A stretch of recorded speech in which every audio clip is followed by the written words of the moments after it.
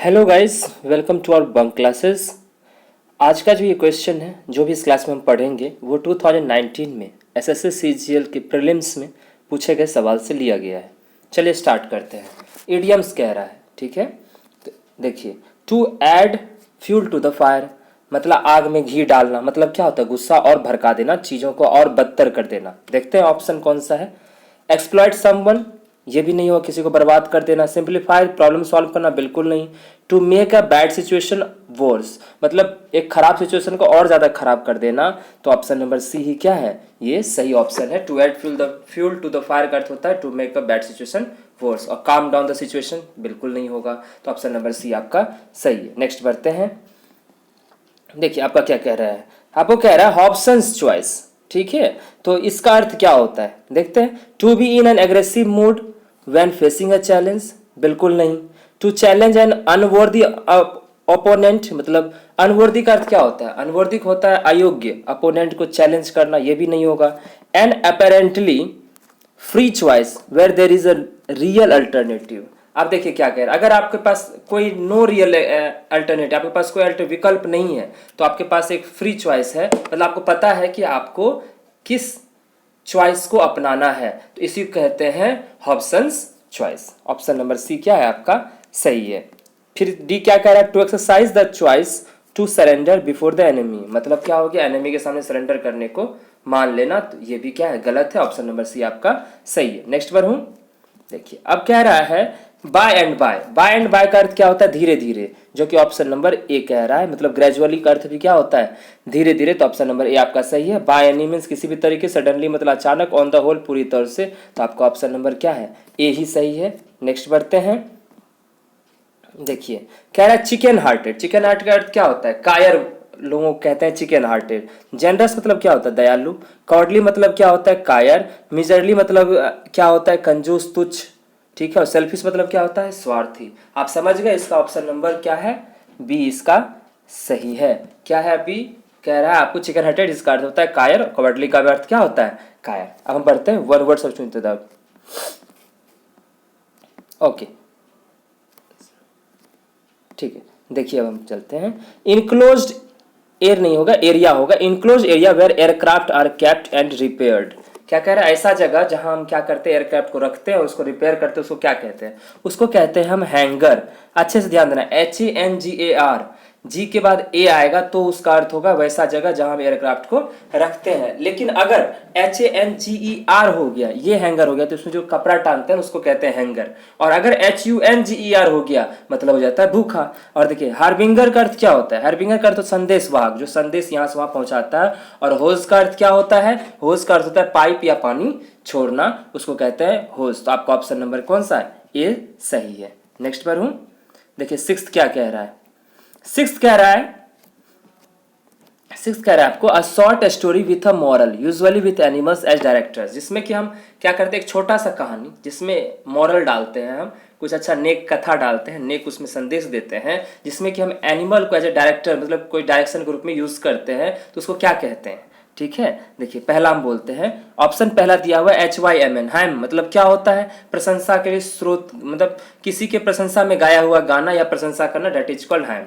फैबल का अर्थ क्या होता है? फैबल का अर्थ होता है कोई छोटा स्टोरी जिसमें कोई मॉरल डाला रहता है, और उसमें क्या होता है? एनिमल्स को डायरेक्ट मतलब डायरेक्शन के रूप में उसमें एनिमल को लेके यूज करके उस कहानी को बनाते हैं, तो उसको कहते हैं फैबल।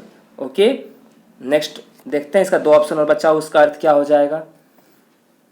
देखिए ये दिया हुआ आपको पैरोडी। पैरोडी हम पहले भी पढ़ चुके हैं।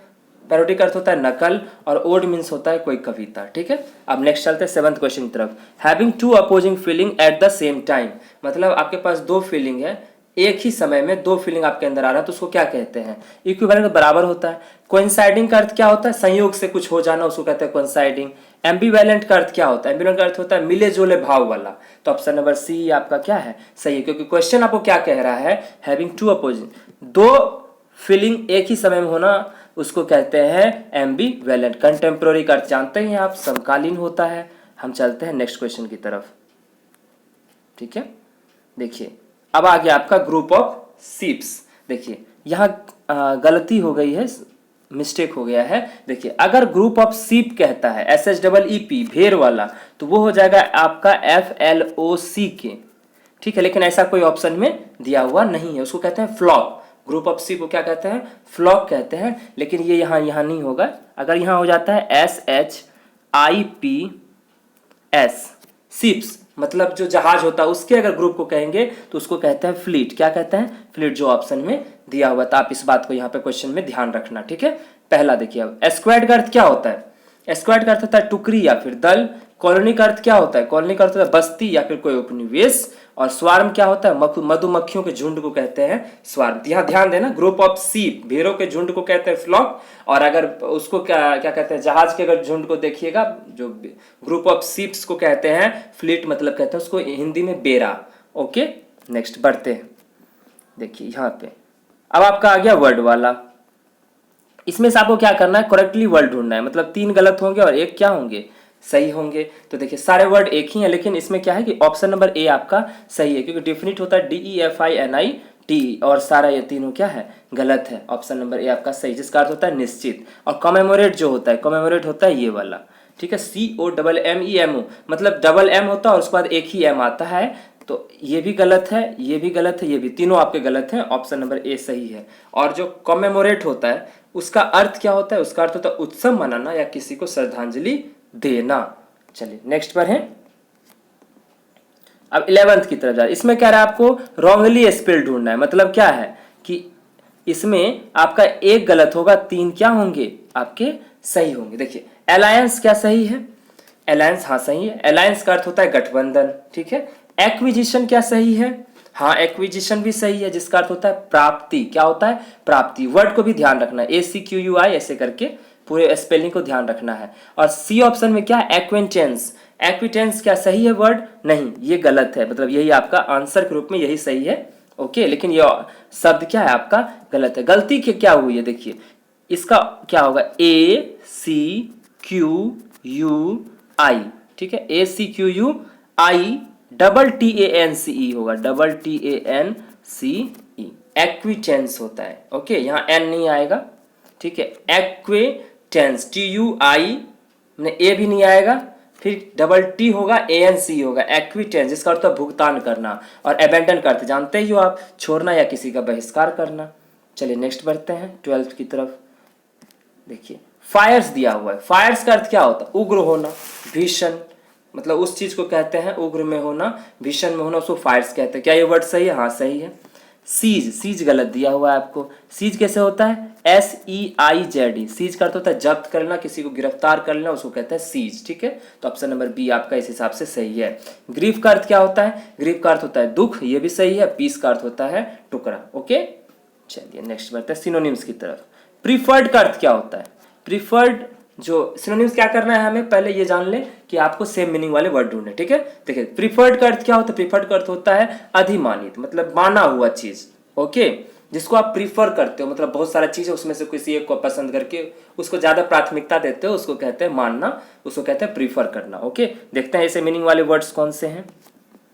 4 ऑप्शन दिया हुआ है, देखिए। एडोर्ड दिया हुआ है। एडोर्ड का अर्थ क्या होता है? पूजित, जिसको पूजा करते हैं, जिसको हम मतलब पूजित करते हैं, जिसकी आराधना करते हैं, उसको कहते हैं एडोर करना। फियर्ड मतलब क्या होता है? फियर्ड का अर्थ होता है डरा हुआ। कंपेयर मतलब कंपेयर करना। फेवर्ड मतलब क्या होता है? फेवर करना, पसंदीदा बनाना। तो प्रीफर का भी अर्थ वही हुआ ना, जिसको पसंद करेंगे उसको प्रीफर करेंगे। तो फेवर्ड ही इसका सही क्या है? ऑप्शन, चारों में से ऑप्शन में से डी ऑप्शन ही क्या है? वो उसका सिनोनिम्स है। नेक्स्ट बढ़ते हैं। अब देखिए 14th दिया हुआ ओवेशन। ओवेशन का अर्थ क्या होता है? ओवेशन का अर्थ होता है तालियां या किसी का उत्साह बढ़ाना, ओके। जैसे स्टैंडिंग ओवेशन देते हैं, खड़े होकर तालियां बजाते हैं, तो उसी का ओवेशन का अर्थ होता है किसी का उत्साह बढ़ाना। तो आप देखते हैं क्रिएशन का अर्थ होता है बनाना, कुछ नया। प्रिपरेशन का अर्थ होता है तैयारी। एप्लॉज का अर्थ होता है उत्साहवर्धन करना या तारीफ करना। तो ऑप्शन नंबर सी ही क्या है? सही है, क्योंकि सेंस्योर का भी अर्थ क्या होता है? निंदा करना, ओके। तो ऑप्शन नंबर सी आपका सही। नेक्स्ट बढ़े 15। देखिए डेफिशिएंसी का अर्थ क्या होता है? कमी। क्या होता है? डेफिशिएंसी अर्थ होता है कमी। एबंडेंस मतलब क्या होता है? प्रचुर होना। सफिशिएंट मतलब क्या होता है? प्रचुर होना। इनएडिक्वेंसी का अर्थ होता है कमी, और एफिशिएंसी का अर्थ होता है आपकी ताकत। तो ऑप्शन नंबर सी क्या है? सही है। डेफिशिएंसी का अर्थ कमी होता है और इनएडिक्वेंसी का भी अर्थ भी कमी होता है, ओके। चलिए नेक्स्ट बार। लेकिन अगर डेफिशिएंसी का अगर एंटोनिम्स पूछता तो एबंडेंस सही था और सफिशिएंसी भी सही था, क्योंकि कमी और ये प्रचुर है, तो ये दोनों इसके एंटोनिम्स हो जाते हैं, ये इसके सिनोनिम्स हो जाएंगे। नेक्स्ट बढ़ते हैं। अब देखिए कैटास्ट्रॉफिक का अर्थ होता है आपदा। क्या होता है?